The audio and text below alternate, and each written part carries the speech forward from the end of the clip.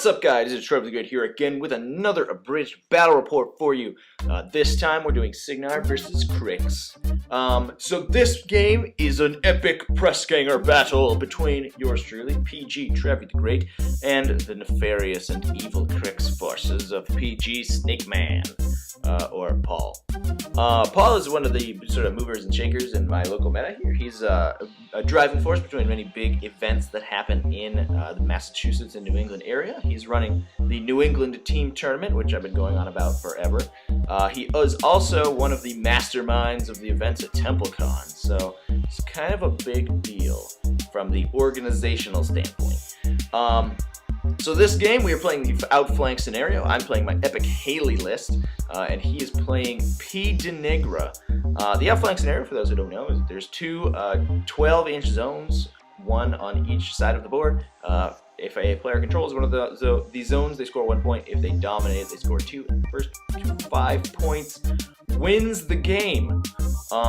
So I'm practicing my New England team tournament list for eHaley. My opponent, obviously, running the New England team tournament, he will not be playing it, but he decided to help me along and play the game with me anyway to, give me some practice, which is very nice of him. But that means, however, we are not using death clocks, so we were just, sort of playing it out as normal. I'll go over the lists here a little bit. I'm running my eHaley list that you've probably seen in previous battle reports because I've been playing it a lot lately. The core of the list is eHaley with 2 Stormclads, one of them is bonded obviously, and a Squire to increase your control area. Now those Stormclads are awesome because they can trade with other heavies really well, so I can bullet a Stormclad out and then feed on it so it can't get attacked back, or if it doesn't take a lot of damage because Haley's speed shuts things down so effectively, and then it can spend another turn killing things, and then it eventually dies, but I still have another Stormclad to support it. In addition to the 2 Stormclads, I have a unit of Arcane Tempest gun mages with their unit attachment for some anti-infantry firepower. I have a unit of Storm Lances. Those models are awesome at just being, a jack-of-all-trades sort of unit because they can hit with power and strength 15 attacks on the charge, and then between Electroleap and impact attacks and assault with more Electroleap, they can really chew through infantry. And then to support the Stormclads, I've unit of Stormblade infantry, so I can actually run them effectively. And my solos are a Journeyman Warcaster because I play Cygnar, and for some reason, you can't go without a Journeyman Warcaster. Archduke Alain Runewood, he's there because he synergizes pretty well with the Stormlances. He can give them +2 to their charge attack rolls, which makes them at 11 when combined with their normal +2 to charge attack rolls for being cavalry, so that's pretty good. He also gives out Pathfinder and Fearless. And Eiryss, the Angel of Retribution. I actually put her in my list specifically to play against pDeneghra because I was afraid of my Stormlances getting Crippling Grasp, so I put her in there so she could shoot Crippling Grasp off whenever it got cast. And this game will be the first time this list played against pDeneghra. I did it for a tournament, and the person I played against just decided not to play his pDeneghra list, so that was pretty silly. So anyway, my opponent's list is playing Cryx, obviously, pDeneghra. In Deneghra's battle group, he has a Seether because it runs very efficiently, and Deneghra probably wants to cast spells rather than throw focus around. He has 2 Nightwretches as his arc nodes, and then a Skarlock Thrall on Deneghra herself. He has a whole bunch of support solos. He has a Warwitch Siren for power booster and Crippling Grasp. Both of these things are good. He has 2 Pistol Wraiths to shut down heavy targets, and Pistol Wraiths are just really good at killing infantry too. If they aim, they're at 9, power 12. They can do a lot of damage. Banelord Tartarus to hang out with a unit of Bane Thralls. Speaking of Bane Thralls, he has a unit of Bane Thralls with the UA, a unit of MkII Thralls, and a Necrosurgeon, and some Stitch Thralls. Also, he's got a Bloat Thrall as well in there, just to provide some firepower, because, I don't know, Bloat Thralls are cool. AoE 5 seems okay. Alrighty, let's get down into it. Here is our deployment. My opponent, I believe, won the roll to go first, and chose to take the first turn, deploying over here. His MkII Thralls are going in the center there. You can't really see it on the screen very well. Camera's a little too far forward to get the deployment zones, but the MkII Thralls are going in the center. The Bane Thralls and Tartarus are going up, sort of across from the upper zone there, and then the battle group, most of it going down across from the lower zone. One Nightwretch and one Pistol Wraith being deployed on either side, and then the Warwitch Siren is hanging out with the Bane Thralls across from the zone up top. And my deployment, I believe, yep, there we go. Okay, so my gun mages going in the middle. I like putting gun mages in the middle because they can affect so much area of the table. They don't really need to deploy on one flank unless your opponent's really like deploying way out. The Stormlances going across from the Bane Thralls there because they are very good at killing Bane Thralls. Because they threat so much longer than Bane Thralls, they can really deal with them from a distance, and don't really need to get too close to be able to attack them. And then Eiryss hanging out with the Stormlances and the Stormclads going in the center. So here's my opponent's first turn. He's running everything. One Pistol Wraith running up on each side. You can see one behind the building there, and one behind the forest up in the top side. The MkII Thrall is running up the center. The Bloat Thrall is behind a wall up there. You can't really see it because there is a tree in the way, but there is a wall there that he's hiding behind.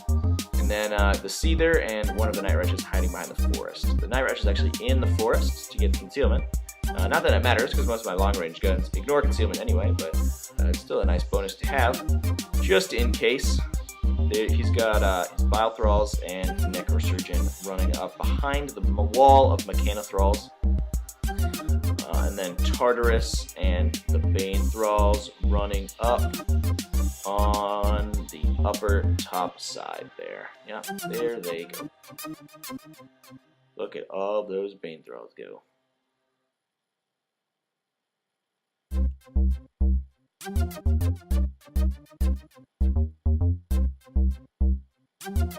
The Skarlock Thrall is running behind the Bane Thralls to give them Ghost Walk if they need to get through that forest. He can do it for free without Deneghra having to spend any focus, which is pretty fantastic if I do say so myself. And then Deneghra camping everything, not casting any spells because his arc nodes aren't close enough, and just running up behind that forest. So here's my first turn.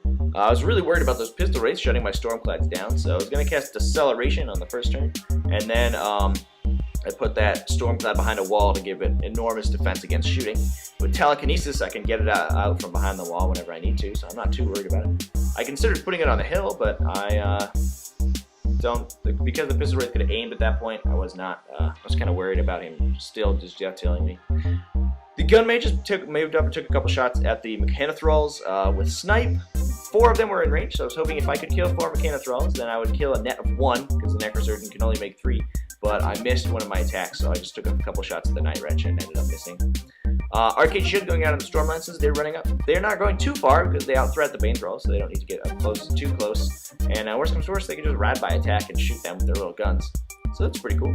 And then Fearless going down from Runewood onto them, and everything else moving up. The Eiryss is still hiding behind that building. Hopefully she doesn't get killed by a random arc node or something. And just ready to shoot off whatever upkeep spells my opponent puts on my models.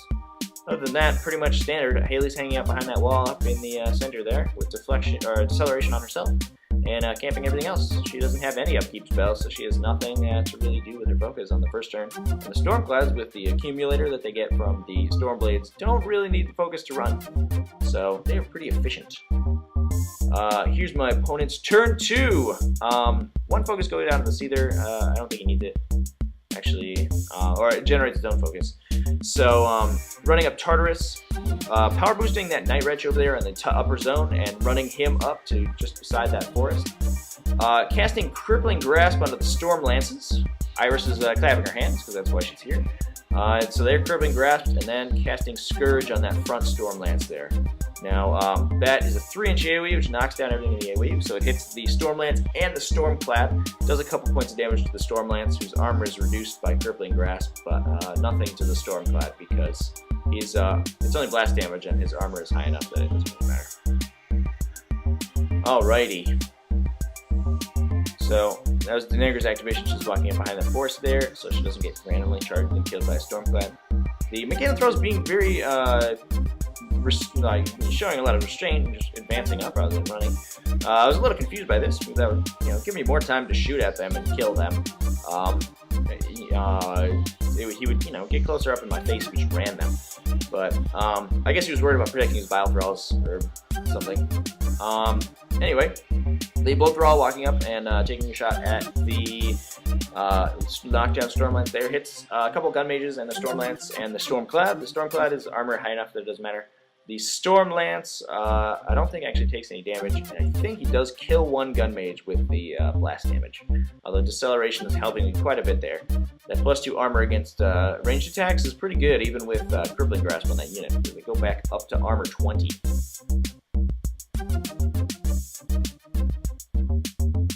Alright, so here's the Pistol Wraith in the forest on the top side there, shooting at a Stormlance, hitting him 3 times for Death Chill.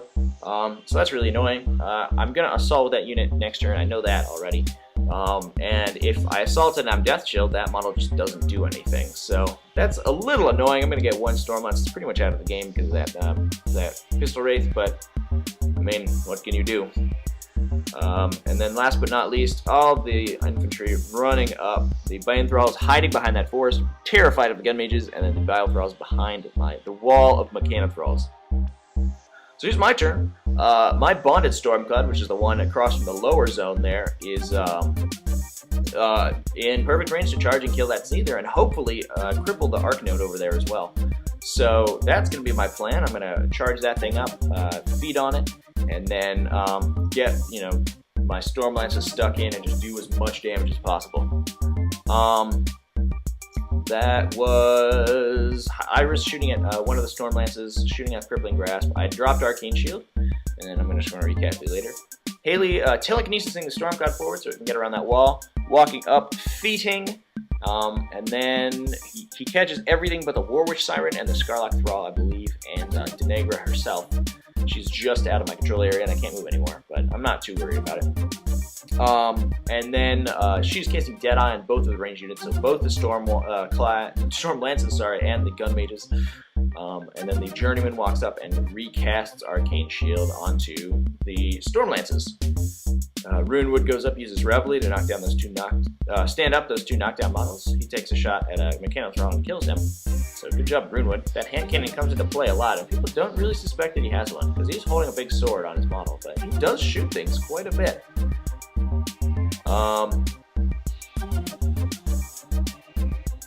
Got some discussion going on. Alright, here's the Gun Mages going. We got some action. The Gun Mages walking up, they're going to try to lay in those MkII Thralls. I'm going to see if I can do as much damage to those this Necrosurgeon unit as possible. The last thing I want to have happen is for the Necrosurgeon to rebuild all the MkII Thralls that I kill on my feet turn, because that would be incredibly bad.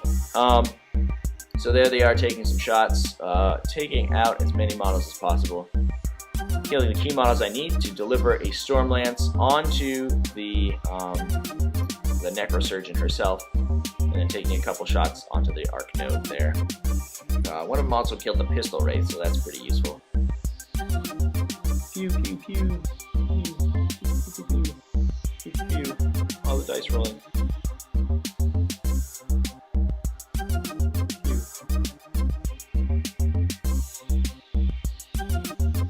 Alrighty, here's the Stormlances going. Excitement ensues. The Stormlances are receiving an assault order, charging up, getting impact attacks off, so killing as many models as possible. I did roll a lot of double ones for damage rolls in this, so it's really weird, because everything is like armor 12, and a lot of my damage rolls are power 10, so double runs is the only roll I need to not kill them. And I rolled 3 or 4 of those, which is really annoying.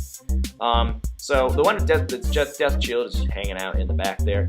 Got 2 charging the MkII Thralls, or 1 charging the Stitch Thrall officer, the Necrosurgeon, and 1 charging into a bunch of MkII Thralls, and 2 onto the Arc Node. I really want to get rid of my opponent's Arc Nodes as fast as possible, because as soon as those are off the board, Deneghra's assassination run is probably not going to work. Deneghra needs to get really close to kill EHaley, so that is plan A, is to get rid of those Arc Nodes. So I'm going to engage the one in the lower zone, hopefully the Stormlances will just kill the one on the upper zone there, which I believe they do.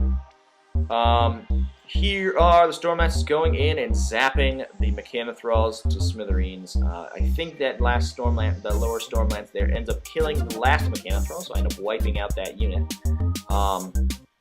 I also kill the Necrosurgeon, which is the one who charged it. So with the one who charged the Necrosurgeon, so that was very, very, unfortunate on my part, so that will pretty much take that threat out of the game. Here's the Stormclad, moving up and accumulating and taking a shot at the Bloat Thrall. So he's just in range. My opponent was, so I rolled a hit, boost the damage, and blow it up. My opponent was a little upset because the Bloat Thrall actually detonates when you kill it, regardless of who kills it. So he's going to walk it up into the middle of the Storm Lances and then, you know, blow it up with Vile Thrall Purges. So that was, would have been pretty cool, but I did not want that to happen to my 4 Storm Lances. Stormclad's running up, so you get some accumulator going on onto the Bonded Stormclad. The Bonded Stormclad activates and charges the Seether, making his charge attack roll with his fist, doing a significant amount of damage. He needs 6 at the hit, so I was at I could have missed here, and I was hoping I would not. So unfortunately, I hit all of my attacks, so that was very fortunate for me. And with his power and strength 19 sword, he was able to cut the Seether in half and do a bunch of electrolyte damage onto the Nightwretch there. Buying an attack on the Nightwretch because he's a focused spare, but missing the attack roll. Those Arcanodes are defense 15, which is pretty significant. Very difficult to hit, even with Mat 7 Warjacks. You really need some sort of accuracy buff or boosting to hit them reliably. Other than that, it's pretty much my turn. I don't think anything else needs to activate. Yeah.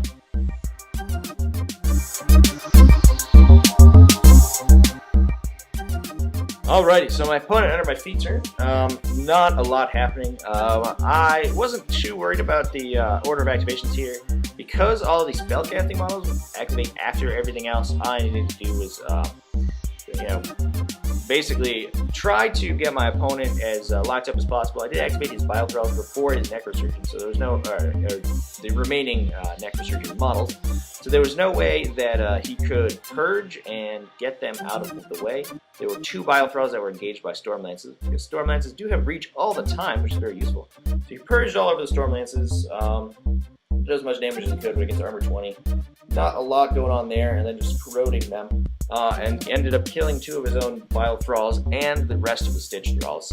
So that was pretty much the only activation that really mattered. Everything else, just not doing a lot. The Pistol Wraith over there shooting that same Storm Lance again to try to shut it down. And then the Bane Thralls moved away a little bit, the Chargers moved away a little bit, sort of scared of the Storm Lances. So my opponent's Arcnode, taking a leg through that forest there, taking a free strike from the Stormclad to get unengaged so he can cast spells through it later. Unfortunately, I hadn't done enough damage with the Electrolyte to take any systems out. I did land the hit with the free strike, but wasn't able to do any damage to take anything important now. So Deneghra going, she's feeding, so catching both of the Stormclads, 2 Gun Mages, and most of the Storm Lances, and then casting a bunch of boosted Venoms through the Arcnode there that was newly freed up, killing 1 of the Storm Lances. Most of them were corroded by the Bane Thralls anyway, so that are the Vile Thralls, so they were already corroded, but doing a couple points of damage, taking that 1 out.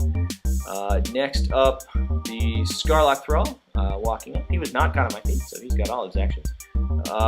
Venoming over at 2 other Storm Lances and getting a couple points of damage on them. Not actually killing any, but dealing a couple points of damage and whittling them down. Yeah, so my turn, rolling for corrosion, taking a couple more points of damage. Those Storm Lances are slowly but surely falling apart, basically, at the seams. Basically, my plan here is I need to just kill as many things as possible. I need to kill the rest of those Vile Thralls, so they don't go in and purge all over my dudes. And then, I think I have an alpha scenario here, so I just need to get eHaley into that zone, and pretty much I'll score and see if he can get anything into the zone. So basically, I need to kill as many contesting models as close to me as possible. So the I think that was the Stormclad going up, aiming and accumulating, putting a shot into the Skarlock and boosting to hit and killing it. Eiryss aiming and shooting at one of the Storm Lances. They had gotten Crippling Grassbuster, rolling ridiculous for damage. I think I rolled 11 for damage. I decided not to sniper because they are armor 17, so I wasn't really worried about it. And ended up killing 1, so that was pretty silly of me. The Gun Mage is going in. Two of them were cut with the Withering, so they will be Rat 5, so they're going to shoot at the Bile Thralls. The Bile Thralls are low enough defense, I don't really need the extra Rat, so going in there, killing a couple of them. Missed one attack, and then the other one killed it off. And then the rest of them shooting at the Bane Thralls, just in case it's going to matter. So the Bane Thralls do have stealth, but with their UA, Gun Mages have true sight, so they ignore stealth. So they were going to be able to shoot right through that and try to kill as many as possible. There were a couple line of sight issues that I had, but it didn't matter particularly. My opponent failing a couple tough checks. So there we go. Blast them, Gun Mages. Pew, pew, pew, pew, pew. So, killing 2 or 3 of those Bane Thralls. The Stormblade's running to get within accumulator range of the Stormclad. Stormclad walking over. He is under the Withering, so he is Nat 5, current strength 17 now, and only speed 3, but he is able to walk around and hit that Arcane and kill it. So that's the only thing that was contesting the zone, which means that the zone's pretty much free at this point. And all I need to do is get eHaley in there. Now, I had a plan to kill a Pistol Wraith, but it sort of fell apart as soon as I killed my own Stormlance. I was going to get a Stormlance close enough, and then the only Stormlance that was not under the Withering was going to aim and shoot him in the back and electrocute into the Pistol Wraith. But unfortunately, that did not work out. No, couldn't get a Stormlance close enough. So I took a shot at the Pistol Wraith, and I missed. So there's eHaley running up into the zone with her Squire. At this point, my opponent concedes the game. Because at this point, eHaley scores 2 points on my turn. In his turn, I don't think there was anything he could have gotten in the ring, because I had killed all the models that could have ran to contest. And Deneghra, being a Warcaster, does not contest the zone, so I would have scored 2 more on my opponent's turn, and then my final 2 on my subsequent turn. So at that point, there was nothing I could do to stop from winning on scenario. So it was a pretty good game.